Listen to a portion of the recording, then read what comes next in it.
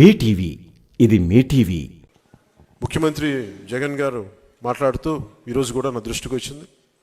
33,000 మంది ఆడపిల్లలు వైసీపీ వాలంటీర్ల వల్లే అదృశ్యం అయిపోయారని నేను అన్నానంటే వారికి వివరణ ఇస్తున్నాను. నేను చెప్పింది మీరు డేటాబేస్ కలెక్ట్ మీ వాలంటీర్లు డేటాబేస్ కలెక్ట్ చేయటం వల్ల ఆ డేటా ఎక్కడో హైదరాబాద్లో ఉన్న ఒక కంపెనీకి వెళ్ళిపోయి ఆ కంపెనీ నుంచి లీక్ అది ఎటు వెళ్ళిపోయింది. అదే చెప్పాను తప్ప ఏ రోజు కూడా వాలంటీర్ వ్యవస్థ సంపూర్ణంగా వాళ్ళు చేశారని నేను ఇప్పుడు అనలేదు. వాలంటీర్ల మీద నాకు గౌరవం ఉంది, కానీ కొద్దిమంది వాలంటీర్లు చేసిన తప్పులకి వాలంటీర్ వ్యవస్థ మొత్తం చెడ్డ పేరు తీసుకొచ్చిందని చెప్పాను తప్ప వాలంటీర్ వ్యవస్థ ఏ రోజు కూడా మొత్తానికి చేసిన నేను ఏ రోజు చెప్పలేదు. అది ముఖ్యంగా వాలంటీర్స్గా పనిచేస్తున్న యువతకు ప్రత్యేకించి తెలియజేస్తాం. మీ భవిష్యత్తుకు కూడా మేమందరం అండగా నిలబడి ఉంటాం తెలియజేసుకుంటా ఉన్నాం. ఈ ఉద్దేశంలో ఈ క్రమంలో జగన్ గారు ఒక నిజమైతే చెప్పారు. 33,000 మంది ఆడపిల్లలు ఆంధ్రప్రదేశ్ నుంచి అదృశ్యం అయితే ఆయన అయితే చెప్పారు. ముందు నేను చెప్పినప్పుడు ఎవరు నమ్మలేదు. కేంద్ర హోంశాఖ సహాయ మంత్రి చెప్పిన తర్వాత ఇది బయటకు వచ్చింది, అప్పుడు అందరూ నమ్మారు. ఈ రోజుకి ఒక ప్రెస్ మీట్ పెట్టని వ్యక్తి నన్ను కానీ నాయకులు తెలుగుదేశం పార్టీ జాతీయ అధ్యక్షులు ఆయన తిట్టడం తప్ప మా ఇద్దరిని తిట్టడం తప్ప అతనికి వేరే పని లేదు. అలాగే ఆర్వి రామారావు గారు కూడా మీరు ఒకసారి జగన్కి మీరు క్లాస్ వారి గురించి ఒక చిన్న పాఠం తీసుకోవాలి. ఆయనకి ఇన్ని ఇసుక రీచ్లు ఉంటే అనేక సర్పంచ్లు కానీ ఎంపీటీసీలు కానీ ప్రతి మండల స్థాయి వ్యక్తులు చాలామందికి ఉపయోగపడే ఒక ఇసుక రీచ్ల్ని ఆయన ఒక కంపెనీకి దారాదత్తం చేసిన వ్యక్తి.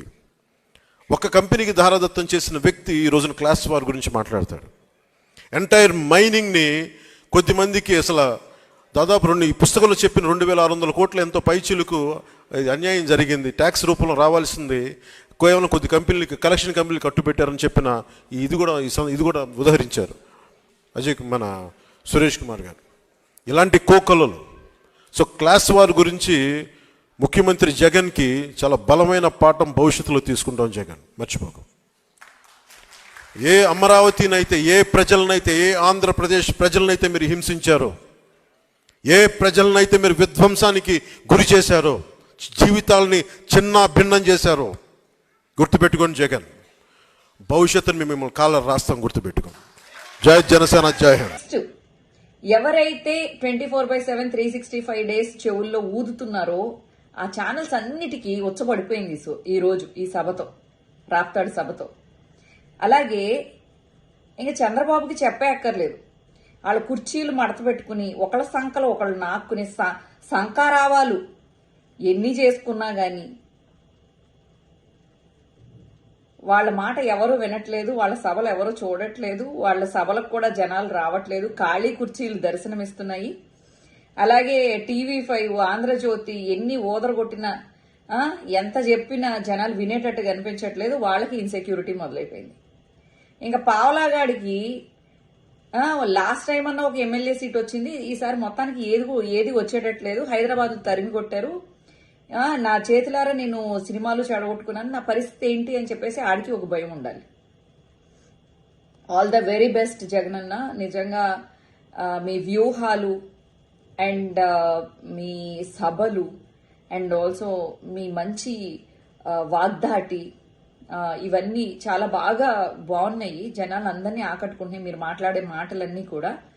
అలాగే మీరు నిజంగా కూడా ఈ కరోనా పీరియడ్ తీసేస్తే మీకు నాకు తెలిసి ఒక 2-2.5 సంవత్సరాలు మీ చేతిలో ఉన్న ఇదికి ఈ 2.5 సంవత్సరాలు మీరు చాలా కష్టపడి అసలు ఆంధ్రాని ఒక రేంజ్ లో నిలబెట్టారు. ఏ లీడర్ కి చేత కాదు. మీరు ఛాలెంజింగ్ గా చేశారు, మీరు సక్సెస్ అయ్యారు.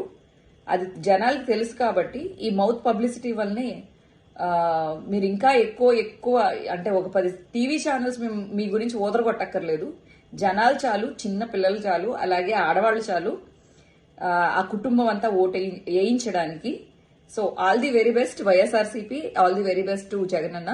God bless you. ఇలాగే మీరు కంటిన్యూ చేయండి. మోర్ ఎనర్జీ అండ్ ఆల్సో మీరు ఆరోగ్యం జాగ్రత్తగా చూసుకోండి. ఈ ఎండలు ఇవన్నీ ఎక్కువ అవుతున్నాయి.